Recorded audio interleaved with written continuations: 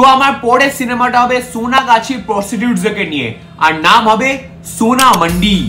Sir আবার আপনার last 4টে সিনেমাতে আপনি কোঠেওয়ালিস আর প্রস্টিটিউটসকে নিয়ে বানিয়েছেন, কিছু অন্য বানান। এই চুপ, একদম চুপ।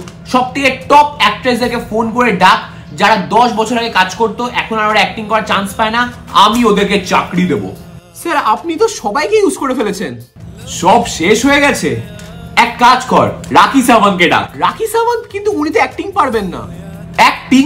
ওটা আবার কি জিনিস? আরে আমি মানিশ মাহতার লেহেঙ্গা পরিয়ে দেবো, সব্যসাচী ব্লাউজ পরিয়ে দেবো, অঞ্জলি জুয়েলার্সে একদম সোনা গয়না পরিয়ে দেবো, হাতের মধ্যে প্রদীপ ধরিয়ে দেবো, আর বলবো ভ্যা ভ্যা করে কাঁদতে। ব্যাস, অ্যাক্টিং কে দেখতে যাচ্ছে। হ্যাঁ ওই শোন, আমি আমার সেট ডিজাইন করে ফেলেছি।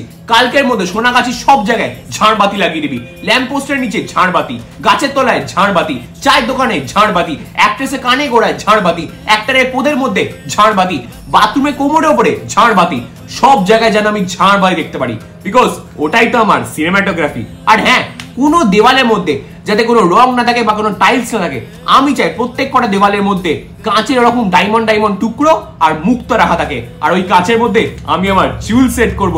আর হ্যাঁ, প্রত্যেক কটা দেওয়াল, প্রত্যেক কটা জানলা, প্রত্যেক কটা রুফটপ যেন একদম ধবধবে দুধের মতো সাদা হয়, আর সব কটার মধ্যে যাতে একদম এমব্রয়ডারি করে থাকে, একদম পুরো শাড়ির মতন, যেন দেখি মনে হয় আমি এটা দেওয়াল নয়, আমি কেয়ার আর্ট বানিয়ে বিয়ে লেহেঙ্গা টাঙিয়ে দিয়েছি। স্যার আমাদের যা খরচা হচ্ছে, আমরা তো একটা স্ক্রিপ্ট রাইটার, একটা ডিরেক্টর কাউকে হায়ার করতে পারবো না। স্ক্রিপ্ট রাইটারকে পয়সা দেবো? হাট! আমার প্রত্যেকটা সিনেমা স্ক্রিপ্ট রাইটার আমি হই, ডিরেক্টর আমি হই, প্রোডিউসার আমি হই, মিউজিক কম্পোজার আমি হই। খালি এক কাজ করে ওই অরিজিৎ সিং আর শ্রেয়া ঘোষালকে বল একটুখানি স্টুডিওর মধ্যে এসে কান্নাকাটি গান করে দিতে, পারলে তো ভাই অ্যাক্টিংটা আমি করিতাম। নেহাইতে আমার বউ আমাকে শাড়ি পরতে দেয় না। তো আমি এটা খুব গর্বের সঙ্গে বলতে পারি যে আমার লাস্ট সিনেমা 600 কোটি টাকা কামিয়েছে। স্যার আপনার সিনেমা খালি 600 কোটি টাকা কামিয়েছে কেন কি? আপনি 599 কোটি টাকা খরচা করেছেন, তার মধ্যে 1 কোটি টাকা আপনি উড়িয়ে দিয়েছেন। তোকে আমি কিছু বলতে বলেছি?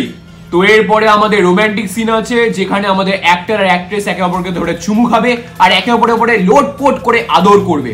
আর হ্যাঁ, অ্যাক্ট্রেস পরে থাকবে সোনার তৈরি লেহেঙ্গা, আর অ্যাক্টর পরে থাকবে পেতলের তৈরি পাঞ্জাবি। স্যার অ্যাক্টর বলছে যে পেতলে পাঞ্জাবি পরে তার খুব অসুবিধা হচ্ছে।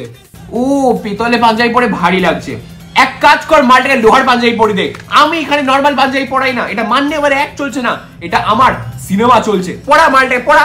স্যার আমার না মনে হচ্ছে এই সিনটা খুব বোরিং লাগছে। ভেজানো লাগছে। এক কাজ কর, একটা রোমান্টিক সিন ঢুকিয়ে দে, যেখানে অ্যাক্টর অ্যাক্ট্রেস আবার চুমু খাবে, কিন্তু অ্যাক্টর আলতু করে লাল আবির অ্যাক্ট্রেসের গালের মধ্যে লাগাবে। স্যার আমাদের সিনেমার অলরেডি 3 ঘন্টা হয়ে গেছে, আই গেস এবার আমাদের প্যাকআপ করা উচিত। মাত্র 3 ঘন্টা হয়েছে? হাট, এটা কারণ জোড়া সিনেমা চলছে নাকি? চুপচাপ বল অ্যাক্ট্রেসকে গোল গোল করে নাচতে, আর হ্যাঁ, সোনা লেহেঙ্গা পরে নাচতে। ওকে, লাইটস, ক্যামেরা এন্ড অ্যাকশন। মালিকা সাহিবা, আমি বাচ্চা নিতে চলে এসেছি। এই নিন নবাব, আপনার বাচ্চা। এই নিন 10 টাকা। মাত্র 10 টাকা? হাট, আগের দিনে আমি 50 টাকা বাচ্চা বিক্রি করলাম। না না, 10 টাকায় আমি বাচ্চা বিক্রি করবো না। আমি খুব জোর 15 টাকা দেবো, এর থেকে বেশি দিতে পারবো না। 10 টাকা কি বাচ্চা বিক্রি করে? না না, আমি বিক্রি করবো না। এই স্ক্রিপ্টটা কে লিখেছে? আরে তোমাকে তো যা স্ক্রিপ্টে দেওয়া আছে তুমি তাই করো না। হ্যাঁ, এইসব স্ক্রিপ্ট কে লেখে ভাই? এত ফালতু স্ক্রিপ্ট কে লেখে? আমি এসব করতে পারবো না। না না, এইসব বাচ্চা ধরা। কেন, এই বাচ্চার মধ্যে এমন কি আছে? আমরা এক কাজ করি, আমরা এই সিনেমাটা ক্যান্সেল করে দিই, আমরা এই বাচ্চাটা নিয়ে সিনেমা বানাই।